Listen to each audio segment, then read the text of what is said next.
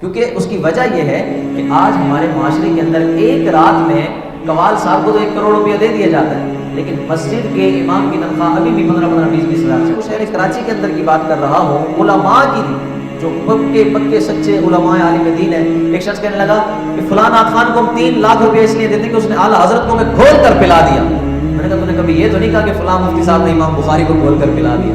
کبھی آپ کے منہ سے یہ تو نہیں سنا کہ فلاں عالم نے امام مسلم کو کھول کے پلا دیا؟ کبھی یہ تو نہیں سنا کہ فلاں عالم کے خطاب نے عشق مصطفیٰ گھول کر پلا دیا؟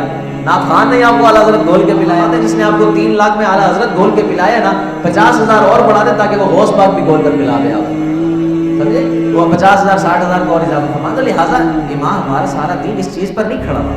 تھوڑا سا اس طرف سوچیے، مساجد کی حالات کیا ہیں، مدارس کی، خانقاہوں کی. خانقاہیں تو ماشاءاللہ پیر صاحب کی دعا سے مرید غریب سے غریب ہوتا جا رہا ہے، اور مرید کے نظرانوں سے پیر صاحب کی گاڑیوں کے ماڈل چینج ہوتے جا رہے ہیں. خانقاہی نظام تو اور عروج کی طرف جا رہا ہے. میں ہر خانقاہ کی بات نہیں کر رہا، جو صحیح العقیدہ ہے میرے سر کے تاج ہے، لیکن جن کے یہ معاملات ہیں، نمازیں نہ ادا کرتے ہیں اور ان کی گاڑیوں کے ماڈل چینج ہو رہے ہیں اور سارے معاملات بڑھ رہے ہیں، تو خدا کا ان چیزوں سے تھوڑا سا پیچھے رہے. ہماری یہ روش اس طرح بڑھ چکی ہے. پچھلے دنوں رمضان اظہر نقشبندی صاحب مجھے سیالکوٹ سے بتا رہے تھے، یہ ریکارڈ آن دی ریکارڈ بات ہے. اگر کوئی دیکھنا چاہے میں نماز کے بعد آپ کو ویڈیو کلپ دکھا سکتا ہوں. قوال کو 1 کروڑ روپیہ ایک رات کا دیا گیا. کتنا؟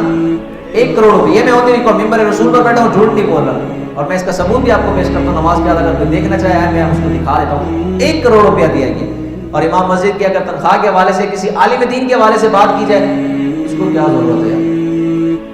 اس کو اس چیز کی کیا ضرورت ہے؟ اس کو اتنا کیوں دے؟ عرف کو دیکھا جائے گا. ایسا عرف کسی کام کا ہی نہیں جس میں علماء کی عزت ہی نہ ہو، ان کی توہین کی جائے.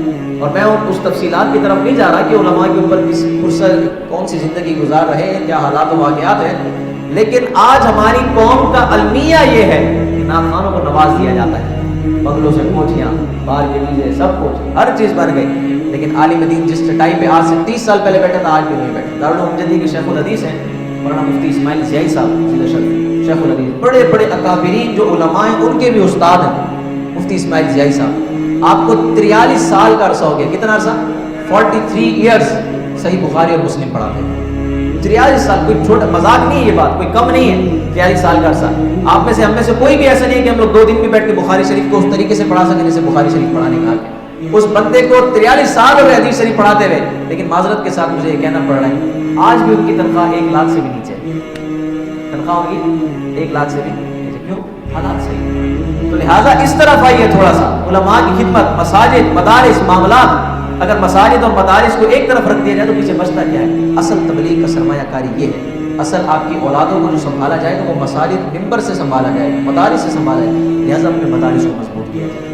آج بھی طلباء کی اس پرستی کی حالت میں یہ عالم ہے کہ طلباء کرام کے پاس کتابیں خریدنے کے پیسے نہیں. یہ باتیں ہم سے گزری ہیں، کانوں تک پہنچی، اس لیے میں آپ تک بیان کر رہا ہوں کہ اگر کسی کے پاس اتنا بھی اللہ نے ظرف دیا ہے، اگر اللہ نے اتنی مال و دولت دی ہے تو ان لوگوں کی بھی معاملت کریں جو بیچارے پڑھنا چاہتے ہیں لیکن ان کے پاس کتابیں خریدنے کے پیسے نہیں. ایسے طلباء کرام آج کل بیٹھے ہیں مدارس کے اندر، اور کئیوں نے کہا بھی کہ میں فلاں کتاب لے دو، فلاں کتاب لے دو. آج یہ حالات ہیں، اور ان حالات کے اندر اگر محافل نعت کے اوپر 1.5 کروڑ 2 کروڑ روپے لٹایا جا رہا ہو اور اللہ اور اس کے رسول کے مہمان بھوکے پیاسے تو ایک طرف، اگر وہ کتابوں سے ہی محروم ہو تو سوچ لیجئے قیامت والے دن اللہ اور اس کے رسول کو کیا دکھانا ہے. اصل جو دین مصطفی کی ترویج ہے وہ معذرت کے ساتھ میں پہلے کئی بار کہہ چکا ہوں، اگر میں مبالغہ نہ کروں تو شاید میں 1000 بار کہہ چکا ہوں کہ نعت خوانوں سے آپ کے دین کی اشاعت و ترویج نہیں ہوگی، علماء کرام سے ہوگی. کس سے ہوگی؟ علماء کرام سے.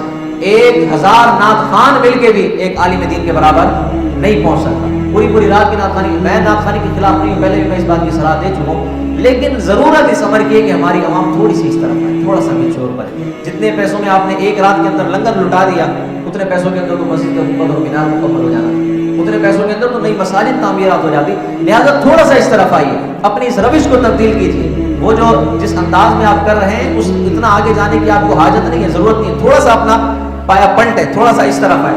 اصل جو دین مصطفی ہے اس کی آپ خدمت کریں، مساجد مدارس کو مضبوط کریں. یہ آپ کے قلعے ہیں. یہیں سے تو سلطان صلاح الدین ایوبی پڑھ کے نکلے تھے، یہیں سے تو محمود غزنوی نکلے تھے، یہیں سے تو یہ سارے بزرگ پڑھ کے نکلے تھے. یہ سارے ٹک ٹاک سے نہیں بنے تھے، یہ سارے سوشل میڈیا سے نہیں بنے تھے.